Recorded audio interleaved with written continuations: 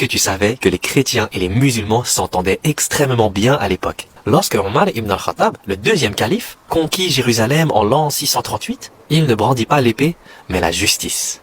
Bon, avant de commencer la vidéo, je tiens d'abord à féliciter French Orthodox, c'est un des rares TikTokers que je suis depuis le début. Il a toujours campé sur ses positions, il est toujours droit dans ses bottes, il n'a jamais cédé à toutes les tentatives de manipulation ou de propagande que font certains créateurs musulmans sur les réseaux sociaux. Pourquoi je félicite? Parce que c'est le seul que je connais qui fasse un travail aussi remarquable en fait. Bon, merci pour la passe D, il est temps de rebondir.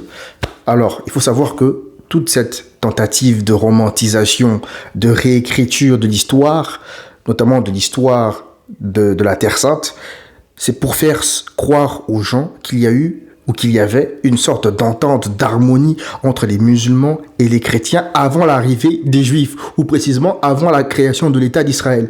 Cette propagande vise à faire croire que c'est l'arrivée des Juifs en Terre Sainte qui a créé la zizanie entre les Juifs, entre les musulmans et les chrétiens. Et pour preuve, je vais vous montrer ce montage photo que vous voyez, qui représente un juif, hein, c'est marqué Zionism, on sait que voilà, ça veut dire les juifs, on va pas faire semblant, au milieu de deux tours qui séparent les chrétiens et les musulmans, qui symbolisent le fait que ce seraient les juifs qui créeraient la division entre musulmans et chrétiens, alors que c'est faux, nous n'avons jamais été en paix, en tout cas pas à ma connaissance, sauf dans de rares occasions, voilà, donc c'est une propagande, que les gens ne tombent pas dedans, soyez vigilants. Et vous verrez que ce type de vidéo va se multiplier de plus en plus au fur et à mesure qu'on va avancer dans le temps. Donc ne tombez pas dans la propagande, restez droit dans vos bottes. Tout ceci, ce n'est que de la manipulation.